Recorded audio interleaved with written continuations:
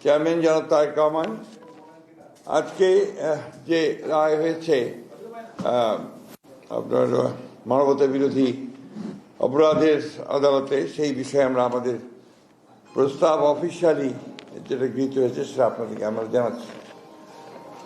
দীর্ঘ 16 বছরের ফ্যাসিবাদ বিরোধী গণতান্ত্রিক আন্দোলনের ধারাবাহিকতায় 2024-এর ছাত্র গণঅভ্যুত্থানের মধ্য দিয়ে প্রিয় মাতৃভূমি বাংলাদেশ ফ্যাসিবাদ মুক্ত হয়েছে। এই দীর্ঘ রক্তাক্ত সংগ্রামে শত সহস্র বিরোধী দলীয় রাজনৈতিক নেতাকর্মী সহ সমাজের সর্বস্তরের অসংখ্য নাগরিক গুম, খুন, বিচার বহির্ভূত হত্যাকাণ্ড, হামলা, মামলা, নির্যাতন, নিপীড়ন ও অবর্ণনীয় দুর্ভোগের শিকার হয়েছে। অবশ্যই ছাত্রগণ অভ্যুত্থানে ছাত্র জনতা, শ্রমিক, নারী, শিশু সহ সহস্রাধিক নাগরিকের আত্মদান, অন্ধত্ব, চিরপঙ্গুত্ব বরণের মধ্য দিয়ে ইতিহাসে জঘন্যতম ফ্যাসিস্ট শেখ হাসিনা আওয়ামী বাকশালী শাসন আমলের পতন হয়েছে। সারা বিশ্বের জনমত এবং বাংলাদেশের জনগণের দাবি ও প্রত্যাশা ছিল যারা পতিত স্বৈরাচার ও তার দোসরদের মানবতা বিরোধী ও নৃশংস জঘন্য হত্যাকাণ্ড এবং গণহত্যায় অপরাধের বিচার হয়। আন্তর্জাতিক অপরাধ ট্রাইব্যুনালের দীর্ঘ বিচারিক প্রক্রিয়ার মধ্য দিয়ে আন্তর্জাতিক মানদণ্ড বজায় রেখে আজকে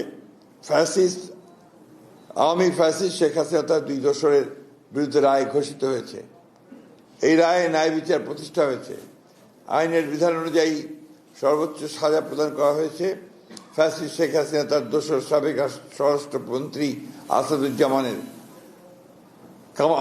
কামালের। পুলিশের সাবেক আইজিপি চৌধুরী আব্দুল্লাহ মামুনকে বিচারিক প্রক্রিয়ায় সহযোগিতার কারণে প্রাপ্য সাজা কমিয়ে 5 বছরের কারাদণ্ড প্রদান করা হয়েছে। আইনের শাসন ও ন্যায় বিচার প্রতিষ্ঠায় দৃঢ় প্রতিজ্ঞ বিএনপি এ ব্যাপারে জনগণকে সদা সর্বদা সচেতন থাকার আহ্বান জানাচ্ছে। একই সাথে বিএনপি অন্যান্য মামলায় অভিযুক্তদের সুবিচারের দাবি জানাচ্ছে।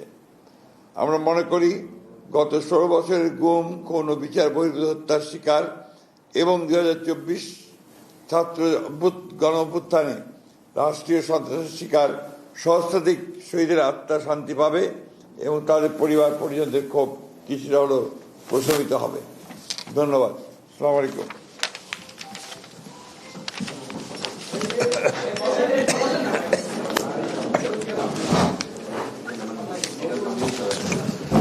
Thank